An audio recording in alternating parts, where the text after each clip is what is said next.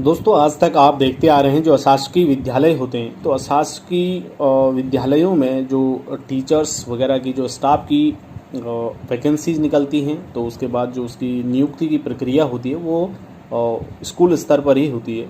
तो उसके लिए अलग से कोई एग्ज़ाम नहीं देना पड़ता या फिर अलग से कोई आयोग के द्वारा ये सारी प्रक्रिया पूरी नहीं होती। लेकिन अब यहाँ पर जो है एक नए आयोग के गठन की बात की जा रही है।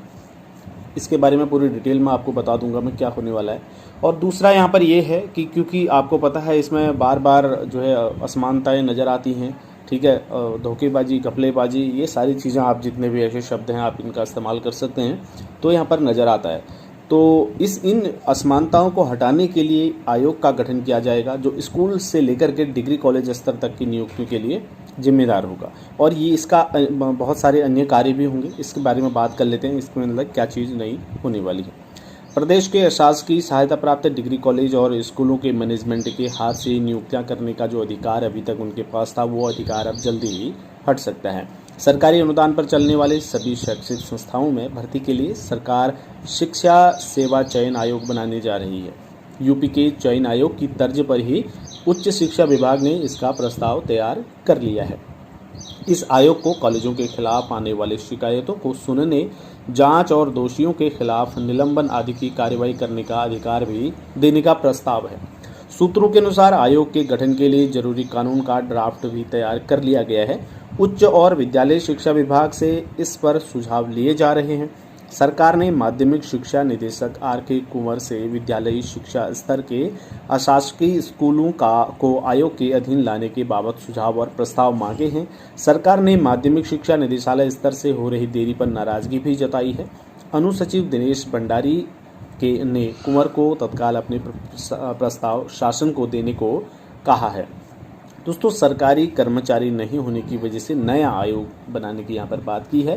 पहले सरकार जो है अशासकीय शैक्षिक संस्थानों को लोक सेवा आयोग और अधीनस्थ सेवा चयन आयोग के अधीन लाना चाहती थी, लेकिन इन संस्थाओं के कार्मिकों को सरकारी कर्मचारी नहीं माना गया है।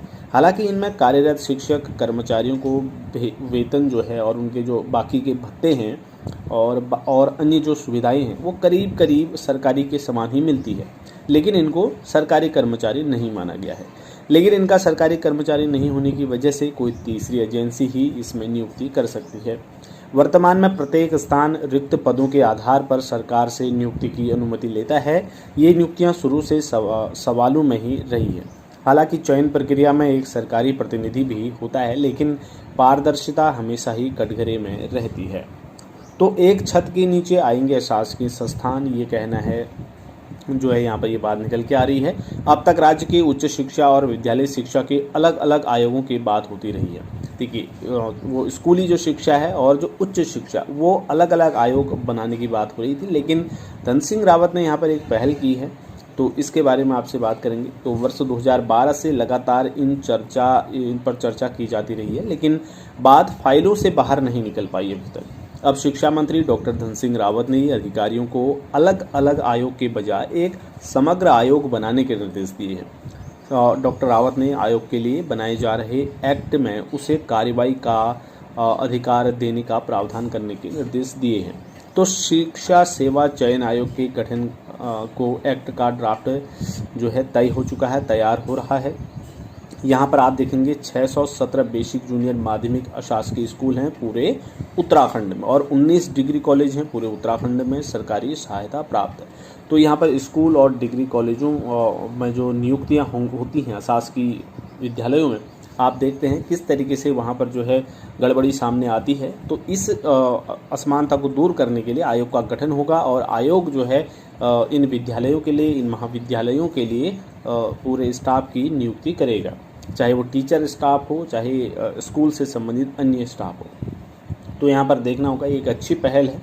अगर ऐसा होता है, ये जो है फाइलों से ये बात निकल कर जो है सही हो पाती है, या इसका ये मतलब जीवंत रूप ले पाती है, तो फिर ये काफ़ी अच्छी बात होगी। देखना होगा आगे आने वाले समय में ये सारी चीज़ें पता चलेंगी। तो इस वीडियो में इतना ही है। कोई भी अपने सवाल, अपने डाउट जो है आप कमेंट सेक्शन में कर सकते हैं। नेक्स्ट वीडियो में मिलेंगे, तब तक ढेर सारी शुभकामनाएं। धन्यवाद। जय हिंद।